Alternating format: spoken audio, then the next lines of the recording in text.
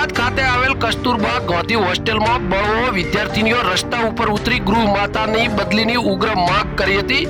વાવ થરાદ જિલ્લાના થરાદ વિસ્તારમાં આવેલ કસ્તુરબા ગાંધી હોસ્ટેલ ખાતે અચાનક જ વિવાદ ઉગ્ર બન્યો હતો, જ્યારે હોસ્ટેલમાં રહેતી વિદ્યાર્થીનીઓએ ગૃહ માતા સામે મોરચો માંડીને વિરોધ પ્રદર્શન કર્યો હતો।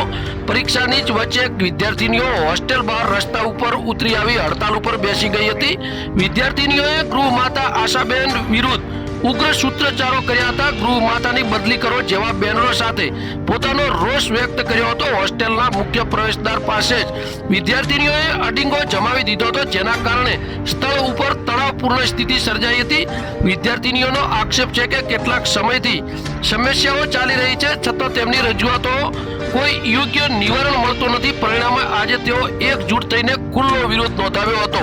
ઘટનાની જાણ થતાં સ્થાનિક તંત્ર અને સંબંધિત અધિકારીઓ ઘટના સ્થળ ઉપર દોડી આવ્યા હતા અને વિદ્યાર્થીઓને સમજાવી મામલો શાંત કરવાનો પ્રયાસ કર્યો હતો। તંત્ર દ્વારા વિદ્યાર્થીનીઓના રજૂઆતોને ધ્યાનમાં લઈને યોગ્ય તપાસ હાથ ધરવાની ખાતરી આપતો હોવાનું જાણવા મળેલ આ ઘટના સમગ્ર વિસ્તારમાં ચકચાર મચી હતી। ખાસ કરીને પરીક્ષા દરમિયાન વિદ્યાર્થીનીઓએ રસ્તા ઉપર ઉતરતા વેધક પ્રશ્નો ઊભા થયા હતા। Bureau report બનાસની Smita, પાપર Suigam, Vav Tharad. આંદોલન કરી છે, અમારે આસામે નહીં જોતા એ પહેલા અમે તેમને અહીંયાથી બદલી કરીને તેઓને અહીંયાથી કાઢ્યા હતા। હવે જિલ્લો નવો બન્યો છે તે સરકાર પાછા તેમને અહીંયા પાછળ આવે છે। એ કેમ? પહેલા તેઓ અમને ખૂબ ત્રાસ આપતો, એમનો પરિવાર અમને ખૂબ જ ટોર્ચર કરતો।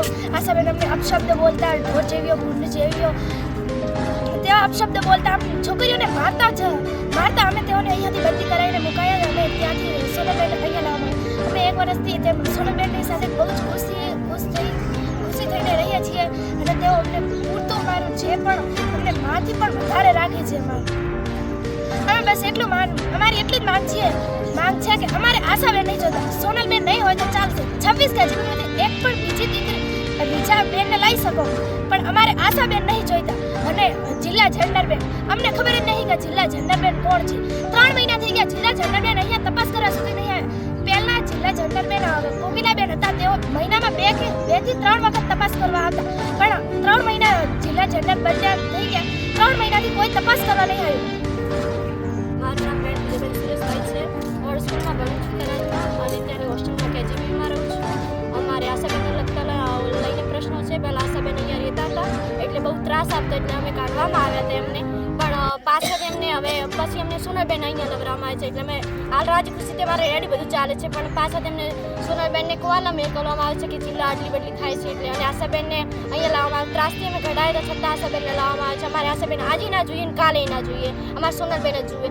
અને આમાં અમે થરાદની કોઈ કચેરી બાકી નહીં, લેટર આલ્યા બધે, અરજી આલી, કોઈ અમારું સાંભળતું જ નહીં। અધિકારીઓ કેમ અમારું સાંભળતા નહીં? બસ અમારા પ્રશ્નની અમારી માંગ પૂરી કરે, અમે આજે નહીં રહેવાના કાલે નહીં રહેવાનું, આશાબેન આવશે તો અમારે આશાબેન ના જોઈએ ના જોઈએ। અમે એવું નહીં કહેવા માંગતો કે સોનલબેન જ જોઈએ, પણ સોનલબેનની 26 કેજીબી છે, કોઈ બી બેન છે અમે, પણ અમે આશાબેનને તો આજે નહીં લાવવા જોઈએ કાલે નહીં લાવવા જોઈએ, અમારે જોઈએ જ નહીં। બસ આટલું કહેવા માંગુ છું। અમારે અધિકારીઓ અહીં બનાવે, અમારી માંગ પૂરી કરે, બસ અધિકારીઓને આવું જ પડશે ફરજિયાત। અમે સવારના ભૂખ્યાને તરસે કોઈ સાંભળતું નથી અમારી અમારી પરીક્ષા હાલમાં ચાલુ છે, તો પણ અમે પરીક્ષા પણ લખવા નથી ગયા કે જ્યાં સુધી મને ન્યાય ના મળે ત્યાં સુધી અમે અહીંયા જ બેઠા રહીશું। ઉઠવાના જ નહીં, અમે ઉઠવાના જ નથી, જ્યાં સુધી અહીંયા અધિકારી ના આવે ત્યાં સુધી અમે સાંજ સુધી પણ અહીંયા બેઠા રહીશું।